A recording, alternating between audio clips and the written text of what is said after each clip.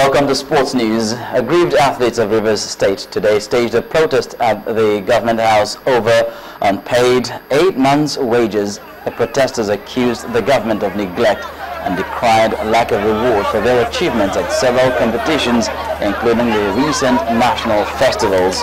The Secretary to the State Government, Mr. George Faye, who addressed the sportsmen and women, assured them that their appeal will get to the governor. The SSG affirmed that action will be taken in the next 2 weeks to meet their demands.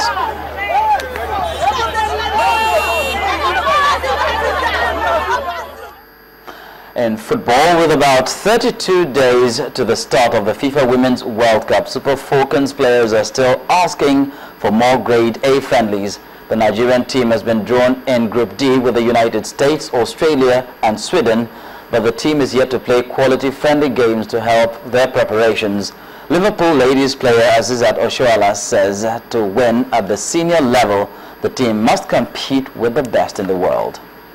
Series of friendly games, it really helps the team, you know where you lack, you know where to work on, and you know where to say, oh, I need a player here, I need a player who can do this for me as a coach, But what I would say is, we still have series of games before the Senior World Cup coming up next 2 months or so.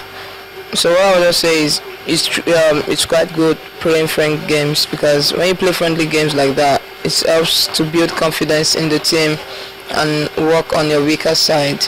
The team always comes first to me. I don't talk about myself. I talk about the team.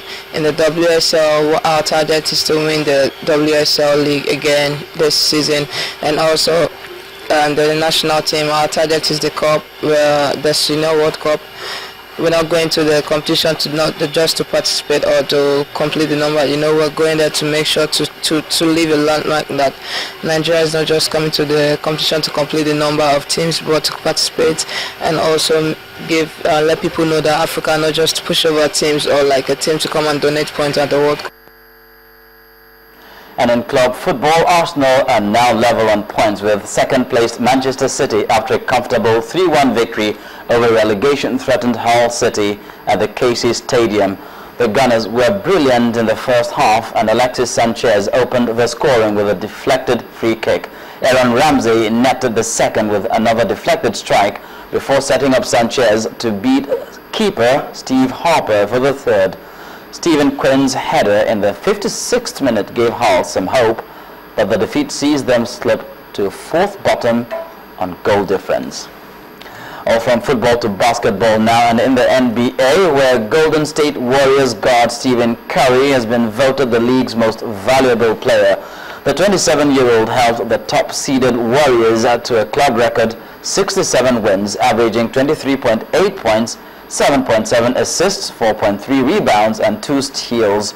He also broke his own record for the most three-pointers in a season. Curry is likely to receive the trophy in a ceremony before Game 2 of the Western Conference semi-finals against the Memphis Grizzlies on Tuesday. He'll be Golden State's first MVP since Wilt Chamberlain in 1960. In golf, world #1 Rory McIlroy is ready to use momentum from WGC Match Play Championship win in weeks leading up to the US Open. He becomes the second golfer after Tiger Woods to win the World Golf Championships Match Play as the top seed when he took down American Gary Woodland for 4-2. McIlroy defeated Jason Duffner, Billy Horschel, Paul Casey and Jim Furyk, and other challengers to claim his 10th USPGA Tour win and second WGC victory.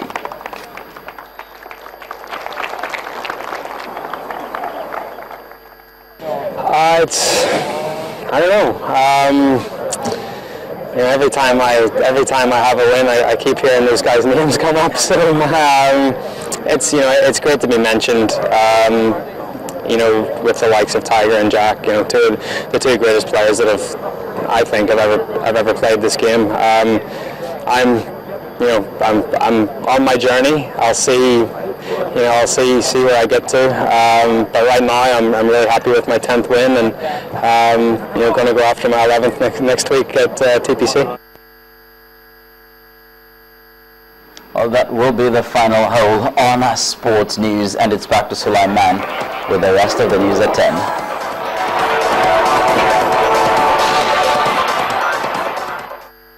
This is the ultimate redefined for men. The Federal High Court in Abuja has approved the extradition of a former managing director of the Nigeria Security Printing and Minting Company, Mr. Emmanuel Okoyomo, to face charges of bribery and corruption in the United Kingdom. Justice Ivochukwu ordered that Mr. Okoyomo be extradited within 30 days for the trial. Mr. Okoyomo is wanted in the UK over his alleged role in the bribery involving officials of the Central Bank of Nigeria, the Nigerian Security and Minting Company, and Security International Party of Australia. Our correspondent Amaka Okafor reports. Mr. Hidiamen Okoyomo being escorted out of the court by operators of the Economic and Financial Crimes Commission after a failed bid to stop his extradition to the United Kingdom to answer charges of corruption. In his judgment, Justice Ivochukwu held that there is a treaty agreement between Nigeria and the United Kingdom, and since the treaty is valid and applicable in Nigeria, the federal government has powers to extradite the accused person. Justice Chukwu held that all legal procedures were properly followed by the Nigerian Justice Minister with the placement of certified true copy of a letter of indictment of the accused person and letter of request for his extradition from the British High Commissioner before the court as stipulated by the law. He said Okoyomo did not challenge all issues of corruption leveled against him by the documents from the United Kingdom, meaning that he accepted the allegations brought against him. Justice Ivochukwu noted that no Nigerian court will willingly surrender its citizen to any country for trial, but in this case, Mr. Okoyomo is a British citizen. As such, there is nothing wrong in his extradition to his country for trial. This is a victory for rule of law. We will file an extradition process against the fugitive who is alleged to have committed an offenses in the United Kingdom, and the court has now given us the right. It has given us the judgment has been delivered in our favor that the fugitive should be extradited to the United Kingdom to go and face his trial. To go and face his trial. Reacting to the ruling, the counsel to Okoyomo said his client will explore other means to stop his extradition. The judgment of the court has just been handed down. We will take the proper steps to pursue an appeal, and we'll have to find out what the Court of Appeal will say about the decision. With the ruling, the federal government can within the next 30 days extradite the former managing director of the Nigerian Securities Minting and Printing Company to the United Kingdom to answer charges against him. Amaka Okafor, Channels Television News. On entertainment news, Nollywood loses another actor. Well, John Mayo Agundele for details on this and others.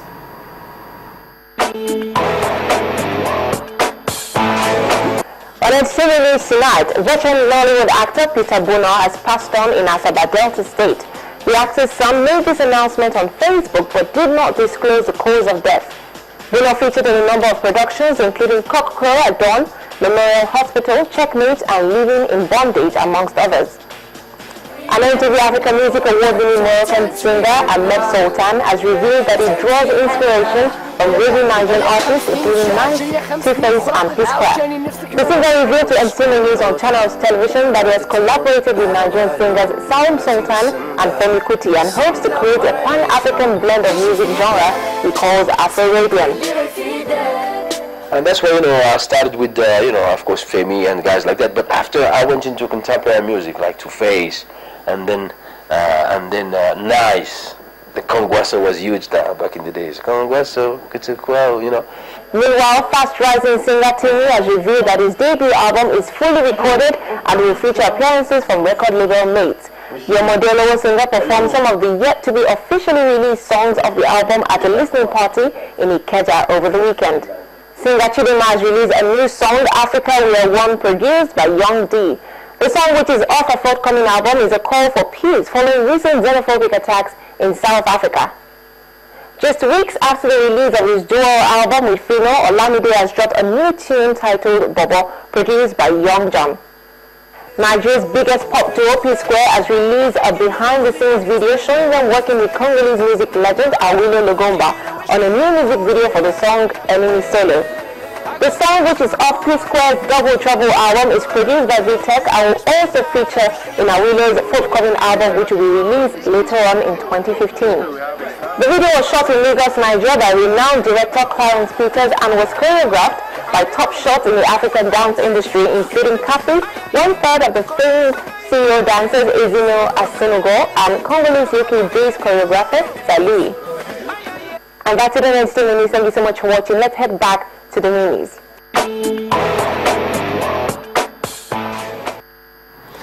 Thank you, Mayua. Now, the news agency of Nigeria, NAN, has been asked to brace up for the challenges of competing with other news agencies across the globe.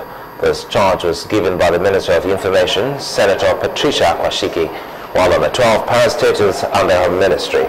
But the managing director of the agency, Mr. Imaniboro, blamed poor funding of the agency for its current state, saying some of NAN's foreign offices have been shut due to high operational costs. At the time, NAN had over 10 foreign offices, but the majority of these offices were closed due to the funding challenges that we all confront. Nowadays, we have 5 foreign offices in New York, Johannesburg, London, Addis Ababa, and Abidjan. But we have plans to open new bureaus in Dubai, Moscow, Beijing, if our economy, the agency, improves, and we are having a military to help us improve that economy. Most of us have been a major limitation to efforts to expand the breadth and scope of NAN's operations. The agency's current money subvention of 18 million is somewhat inadequate to run 36 state offices, 23 district offices, and 5 foreign offices. It's quite challenging because all over, in Nigeria now we have this problem. We really don't have enough resources to go around.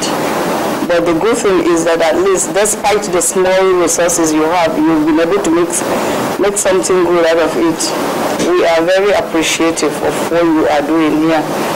And mine is to encourage you to continue to do well, to support government wherever you can, and to improve yourselves, to compete in the global information technology era.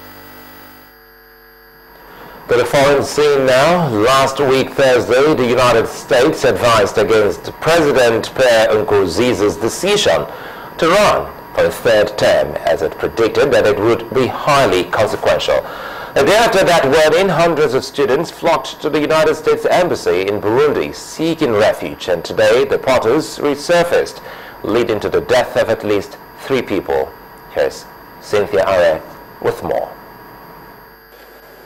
Well, thank you. Red Cross workers have moved the bodies, and the dead are suspected to have been killed by the police, who fired live rounds at the demonstrators. It's a very unfortunate development, as the protests started peacefully this morning but got out of hand when protesters started attacking police with stones. Thousands of people are out on the streets for the 2nd week in defiance of a government ban on protests. Then, U.S. police are searching the home of suspected gunmen who attacked a conference on cartoons of the Prophet Muhammad in Dallas. An FBI official said agents were collecting evidence at an apartment in Phoenix, Arizona. One suspect was identified as Elton Simpson, who had been previously investigated on suspicion of terrorism. Finally, and in royal baby news, the Duke and Duchess of Cambridge have named their daughter Charlotte Elizabeth Diana the 4th in line to the throne, and she will be known as Her Royal Highness Princess Charlotte of Cambridge. There had been speculation that the couple would include the name of Diana in honor of Prince William's mother. That's the foreign news wrap-up. It's back to you, Sulaiman. Many thanks. The menus again. A double impeachment saga has been unfolding in the Enugu State House of Assembly, where 15 members have served notice on Governor Sullivan Chime. However, in a counter move, 8 members said to be loyal to the governor have moved to remove the Speaker, Honorable Eugene Odon. The Finance Minister, Ngozi Okonjo-Iweala, has promised that fuel queues will soon disappear after the federal government's pledge to pay the outstanding claims of major marketers. And 3 protesters have been killed in Burundi's capital, Bujumbura, in renewed demonstrations against President Pierre Nkurunziza. That's the news at 10 tonight. Many thanks for watching.